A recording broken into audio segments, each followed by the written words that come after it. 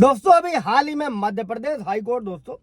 एक वैवाहिक विवाद के मामले की सुनवाई कर रहा था और सुनवाई करते वक्त एक इंपॉर्टेंट टिप्पणी करी है दोस्तों। और इसमें कहा है मध्य प्रदेश हाईकोर्ट ने कि व्हाट्सएप जैसे जो निजी चैट है दोस्तों वो भी फैमिली कोर्ट को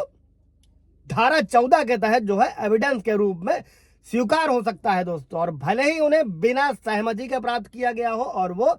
भारतीय साक्ष्य अधिनियम के तहत स्वीकार्य एक्सेप्टेबल भले ही ना हो। और इसी जजमेंट में हाईकोर्ट ने अपने आदेश में यह कहा है चूंकि हमारे संविधान के तहत कोई भी मौलिक अधिकार पूर्ण नहीं है, इसलिए जब दो मौलिक अधिकारों में टकराव हो, पहला जैसा कि इस मामले में निजता का अधिकार जो लोग सवाल उठाते हैं और दूसरा निष्पक्ष सुनवाई का अधिकार दोस्तों, और दोनों ही ये संविधान के अनुच्छेद आर्टिकल 21 के तहत आते हैं दोस्तों। जो निजता का अधिकार है और निष्पक्ष सुनवाई के अधिकार के सामने झुक सकता है। दोस्तों जय नमस्कार, मैं एडवोकेट आशीष मिश्रा। लाइक कर दीजिएगा, शेयर कर दीजिएगा, सब्सक्राइब कर दीजिएगा ताकि इस जजमेंट से और लोग वाकिफ हो सके। अगर किसी भी तरीके से वाइफ एडल्ट्री में रह रही है, मेंटेनेंस बांध दिया गया है, अंतरिम मेंटेनेंस बांध दिया गया है, तलाक की कार्रवाई चल रही, किसी तरीके के झूठे मुकदमे दर्ज कराए गए हैं, तो ये जजमेंट आप लोगों के लिए दो दोस्तों कि वाइफ की एडल्ट्री को कैसे साबित करना है, तलाक के लिए कैसे आगे बढ़ना है दोस्तों। धाराओं के साथ में दोस्तों सीपीसी की धारा 14 जो है इसके तहत केवल यही देखा जाता है कि जो साक्ष्य कोर्ट में पेश किया जा रहा है दोस्तों वो विवाद में समाधान में सहायक है या नहीं, चाहे वो एविडेंस के रूप में वैध रूप से प्राप्त किया गया या अवैध रूप से प्राप्त किया गया। और कहा इसमें हुआ क्या दोस्तों कि उसे सुनवाई का अवसर नहीं दिया गया। और ये फैसला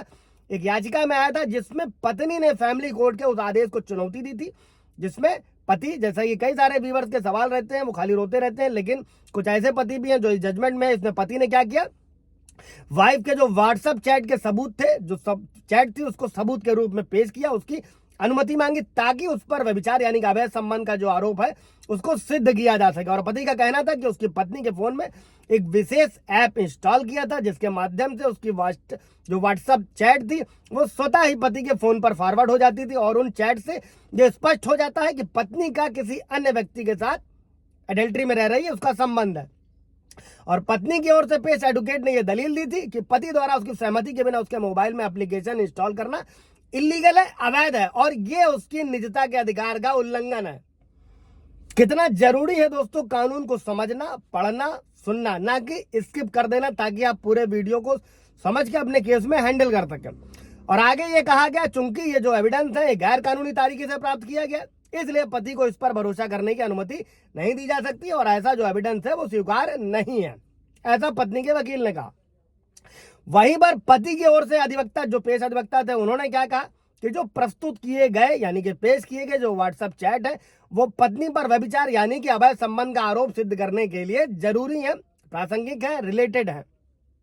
और उन्होंने परिवार कल्याण अधिनियम की धारा 14 का हवाला देते हुए कहा कि परिवार न्यायालय जो है यानी फैमिली कोर्ट जो है, जो ये सारी सामग्रियां हैं उनको एविडेंस के रूप में स्वीकार कर सकते हैं जो किसी भी मामले के निपटारे के लिए जरूरी हो, चाहे वो भारतीय साक्ष्य अधिनियम के तहत स्वीकार हो या ना हो। और दोनों पक्षों को सुनने के बाद में कोर्ट ने यह स्पष्ट किया कि फैमिली कोर्ट अधिनियम की धारा 14 है और 20 के अंतर्गत जो भी दस्तावेजी साक्ष्य है जिसमें इलेक्ट्रॉनिक एविडेंसेस भी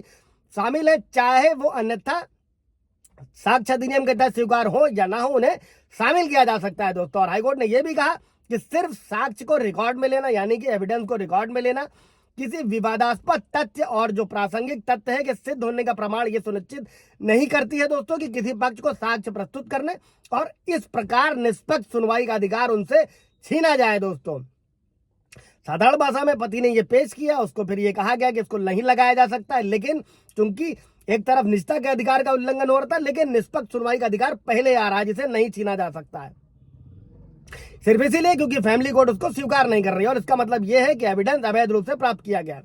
दोस्तों। कोई भी नागरिक या आपराधिक उत्तरदायित्व से मुक्त हो जाता है। ऐसे साक्ष्य को सावधानी और सतर्कता के साथ में जो है दोस्तों इनका मूल्यांकन किया जाना चाहिए फैमिली कोर्ट के द्वारा, ऐसा हाई कोर्ट ने कहा। और किसी भी तरीके की छेड़छाड़ की संभावना को भी समाप्त करना जरूरी है। इसी तरीके से दोस्तों फैमिली कोर्ट ने जो फैमिली कोर्ट का आदेश था, विवादित आदेश था, उसको कोर्ट ने जो है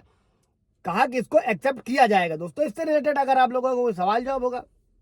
कमेंट में पूछिएगा, क्लियर किया जाएगा। Thank you.